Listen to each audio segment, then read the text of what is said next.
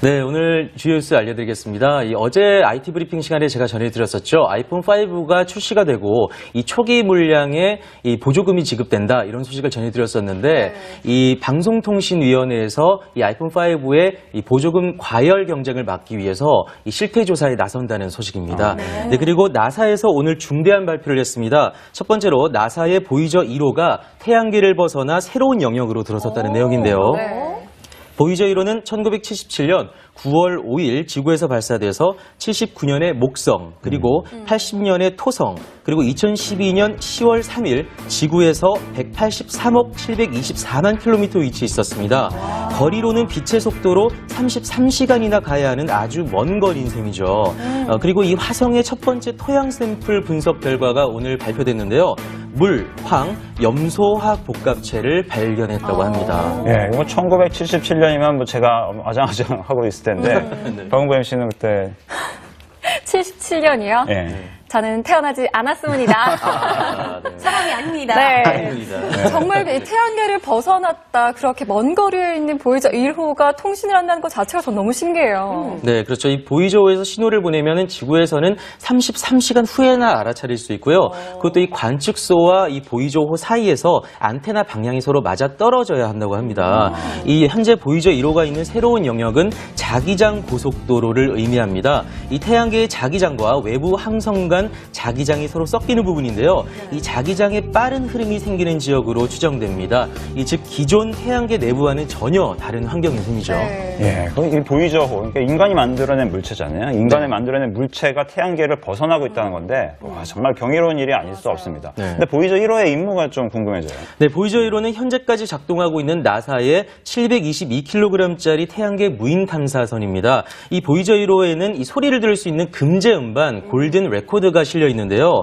재밌습니다. 이 외계의 소리, 외계 생명체가 만약에 이 보이저 1호를 발견하게 된다면 이 추금기를 통해서 지구의 소리를 들을 수 있도록 하기 위함인데요. 이 금제 음반에는 뭐 파도, 바람 소리, 천둥 소리 등 여러 가지 자연적인 소리와 55개의 언어로 된 인사말 등 뭐 다양한 정보가 담겨 있다고 하네요. 야, 외계 생명체가 나타나면 교류를 좀 해보겠다는 의미로 해석이 되기도 하는데, 네. 네티즌들의 반응은 어떤가요? 네, 이 오늘 나사의 중대 발표에 눈과 귀를 집중한 것은 해외뿐만 아니라 국내에서도 반응이 뜨거웠습니다. 이 중대 발표 예고 이후 국내 포털 사이트에서는 연일 이 나사 중대 발표라는 키워드가 랭킹됐었고요. 그리고 뜨거운 관심만큼이나 이 네티즌들도 다양한 반응을 나타냈는데 외계 생명체설을 강조하며 이 온갖 추측을 내놓는가 하면 오히려 또 시큰둥한 반응도 있었습니다.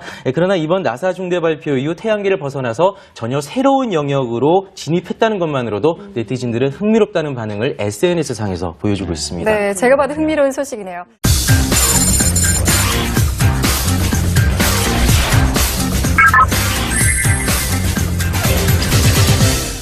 자, 두 번째 소식은 요즘 계속 말썽인 악성 이 애플리케이션 피해 사례 얘기인데요. 환급금 조회 문자 메시지 관련해서 사기 피해가 속출하고 있다고 하죠. 네, 그렇습니다. 이 최근 스마트폰으로 고객님 요금이 과다 청구됐으니 환급금을 조회하세요라는 문자 메시지가 도착한다고 하는데요. 이 환급금 조회 문자 메시지 나와 있는 주소를 클릭하면 이메일 청구서 등 악성 앱이 설치되면서 이 스마트폰에 저장된 개인정보가 빠져나간다고 합니다. 이 설치된 앱만 클릭해도 아무런 동작을 하지 않고 있다가 몇 분 뒤에 30만 원이 딱 결제되어 버리는 이 소액 결제 신종 사기 피해로 이어지는 사례들이 많습니다. 그런데요. 앱만 클릭하면요. 그런데 네. 우리가 보통 소액 결제할 때는 클릭하면 인증번호 입력하라고 하고 인증번호를 입력해야 맞아요. 빠져나가잖아요. 그랬어요. 그랬죠. 근데 네. 지금까지는 그랬습니다만 그러나 이번 신종 사기 피해는 이 인증번호 확인 절차조차 없다고 합니다. 그래서 이 앱이 설치되는 순간 속수무책으로 피해를 볼 수밖에 없는데요. 이 앱은 스마트폰의 전화번호와 통신사 번호, 통신사 정보 그리고 결제 정보를 가로채서 이 인증번호 확인 절차를 아예 차단해버린 다음 소액 결제를 시도하는 것으로 추정하고 있습니다. 네, 또 앱을 다운받는 서버 역시 대부분 해외에 있기 때문에 일일이 파악하기가 힘들다고 합니다. 아유, 네. 네. 사기 방법도 점점 진화하고 있는 것 같은데요. 맞아요. 모르면 그냥 당하는 거예요. 그렇죠. 지금 전 세계적으로 이제 피해가 증가하고 있다고 하는데 이걸 막을 수 있는 방법이 혹시 있나요? 네, 일단 이 피해를 막으려면은 이 온 문자 메시지를 삭제하는 것이 가장 좋습니다. 그리고 이 스마트폰 경우에는 요즘에 이 휴대전화용 보안 프로그램을 내려받아서 설치하는 것도 좀 하나의 좋은 방법이고요. 자, 여기서 이제 서울 양천경찰서 경제 2팀의 이범주 팀장의 말을 들어보시죠. 본인들이 그러니까 그 소액 결제 인터넷상에서 아니 뭐 대출 사기든 소액 결제든 모든 지금 사기 범죄가 결제를 하라고잖아요. 일단은요. 그렇죠. 유도하죠. 그렇지 않으면 결제를 하고 그리고 휴대폰 번호 인증번호 뜬단 말이에요. 네네. 근데 그거 번호 알려줘라. 뭐 이렇게 얘기하면 자기 스스로가 알려줘.